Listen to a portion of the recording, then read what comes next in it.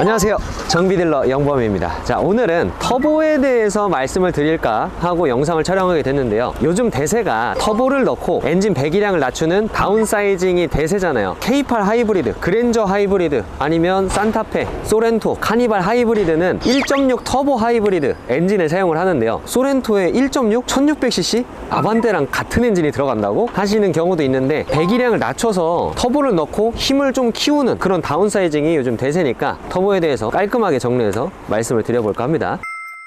터보는 정확히 어떤 역할을 하는 거예요? 흡입, 압축, 폭발, 배기, 이 4행정 구조에서 흡입 공기를 더 빨아들이기 위해서, 더 밀어 넣어주기 위해서 만들어진 과급기 장치라고 봐주시면 되는데요. 아무래도 실린더 안에 흡입 공기를 더 많이 넣어줄 수 있는, 압축비를 굉장히 꽉 높여줄 수 있는 그런 장치다 라고 봐주시면 되고요. 작동 원리를 말씀을 드리자면, 배기가스가 나가는 힘 있죠. 배기 라인으로 나가는 이 공기를 이용해서 프로펠러를 돌려주고, 흡기 라인으로 들어오는 걸 역이용해서 프로펠러로 더 빨아주는 장치라고 봐주시면 되는데요. 저희가 생각하는 속도보다 굉장히 빠른 속도로 움직이거든요. 그렇기 때문에 막 혹시나 터보가 고장나면 비용이 많이 나온다, 수리비가 크다, 고장이 나면 막 큰일 난다, 이런 말이 나오는 게 굉장히 정교하게 만들어졌기 때문에 이런 부분에서 한치의 오차도 없이 작동해야 되는 부분이라서 수리비가 굉장히 많이 나옵니다. 여기서 터보 하면은 짝꿍인 인터쿨러가 들어가게 되는데요. 인터쿨러란 무엇이냐? 터보에서 흡입 공기를 쫙 세게 막 빨아들이고 있잖아요. 여기서 공기의 이동이 빨라지면 아무래도 마찰이 많아지잖아요. 그 마찰 열에 의해서 공기가 열을 많이 받습니다. 여기서 중요한 건, 열 받으면 부피가 팽창하죠. 공기의 밀도가 굉장히 높아지기 때문에 아무리 많은 공기를 넣어줘도 밀도가 높아져 버리면 압축비가 작아질 수밖에 없어요. 그래서 뜨거워진 공기를 식혀주는 인터쿨러라는 게 같이 무조건 들어가게 되는데요. 간단하게 정리해보자면, 배출가스가 나가는 힘으로 흡기 공기를 빨아들여주고, 그리고 뜨거워진 공기를 식혀주는 인터쿨러를 지나서 엔진에 쏴주는, 이론상 가장 완벽한 조건이 부합이 되는 거죠. 어때요? 참 쉽죠? 아니요. 저는 이해가 딱 되는데, 처음 보시는 분들, 터보가 뭔지 모르셨던 분들은 아마 처음부터 이해하기 어려우시니까 일단 제 차를 보면서 터보가 어떤 건지, 어떻게 달려있고 어디에 있는지 한번 보여드릴게요. 가시죠.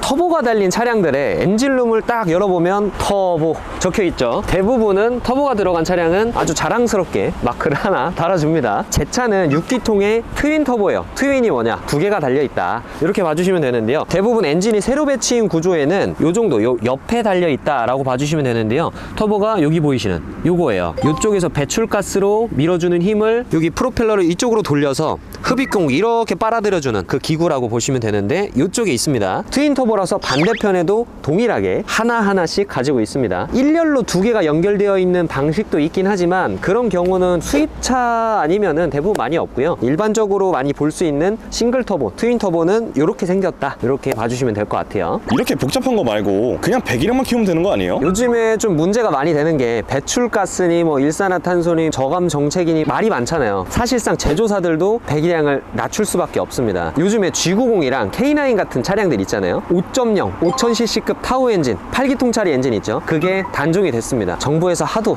압박을 하고 찾는 사람도 사실상 많이 없어요. 배출가스도 많이 나오고 연비도 안 좋아지기 때문에 그런 대배기량 차량들은 요즘에 많이 없어지고 있다, 이렇게 봐주시면 될 것 같아요.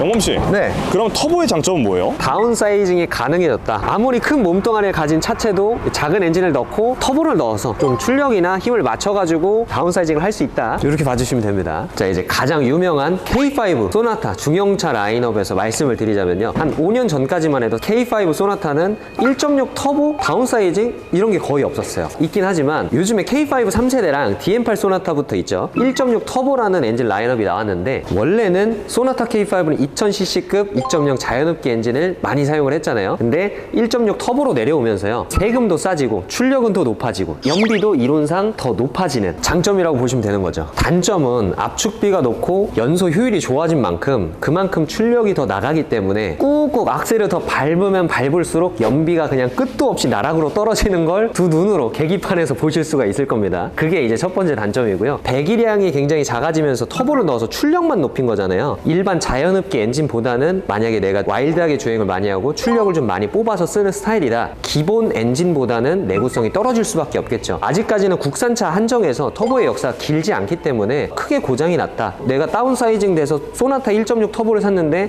엔진이 뻗었다, 자연흡기였으면 고장이 안 났을 거였는데 고장이 났다, 이런 사례는 아직 없지만 이론상 내구성이 안 좋아질 수밖에 없는 거죠. 또 이제 내구성이 안 좋다, 요건 또 뭐랑 연결되냐면 수리비가 많이 나온다 하겠죠. 근데 수리비가 나오는 그 플러스 항목이 하나 더 있습니다. 아까 저기 엔진룸 보셨죠? 엔진룸이 빼곡하게 차 있고 엔진룸을 딱 보는 순간 숨이 턱 막히는 답답한 상황을 볼 수가 있는데요. 터보 호스니 인터쿨러 호스니 인테이크 호스니 이런 게 제 차는 또 6기통에 호스가 2배로 많잖아요. 다운사이징이 된 엔진이더라도 자연흡기보다는 인터쿨러 호스, 터보 호스, 냉각 호스 뭐 이런 것들이 한 가지라도 더 들어가기 때문에 정비 비용이 좀 많이 발생한다. 이런 부분들이 단점인 것 같습니다.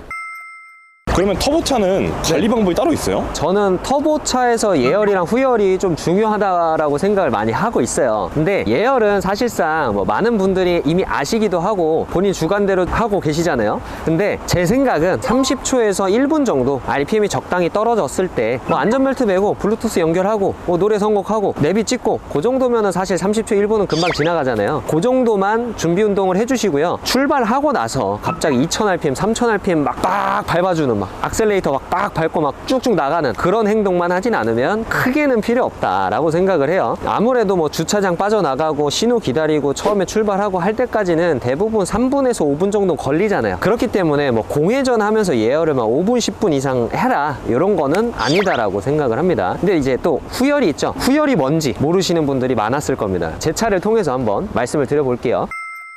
일단 후열 같은 경우에는요, 평소에 출퇴근하는 정도의 주행 있죠. 그런 주행만 했을 경우에는 사실상 후열을 하지 않아도 됩니다. 자연풍을 맞고 엔진이 돌아가면서 워터펌프도 돌아가고 라디에이터 팬도 같이 돌아가기 때문에 굳이 후열을 할 필요는 없어요. 하지만 고속도로 주행을 한다 가정을 해볼게요. 3000rpm, 4000rpm 다운 시프트 하고 막 추월하고 레이싱 하고 엔진이 완전 뜨겁게 달궈진 상태에서 갑자기 휴게소로 딱 들어가서 빨리 화장실 한번 가야겠다 하면 시동 딱 끄고 이제 가잖아요. 워터펌프랑 라디에이터 팬이 멈추게 됩니다. 그러면 과열되어 있는 상태에서 그런 냉각 작용을 도와주는 부품들이 갑자기 운행을 종료해버린다면 엔진은 그 뜨거운 열에 갇혀서 고통스럽게 식어갈 겁니다. 근데 이게 왜 문제냐면요, 엔진은 냉각에 대한 싸움인데 열이 이 적정 온도를 넘지 않도록 해주기 위해서 굉장히 부단한 노력을 해야 돼요. 만약에 과열이 문제가 된다면 열 변형 있죠. 제작사가 권장하는 그 열 이상으로 더 받아서 틀어지게 된다면, 아까도 말씀드렸죠, 터보는 굉장히 빠른 속도로 고RPM으로 회전을 한다고. 그런 부분에서 조금이라도 차이가 나면 밸런스가 맞지 않아서 터보가 망가지게 되는 겁니다. 그렇기 때문에 터보가 달린 차량들은 후열을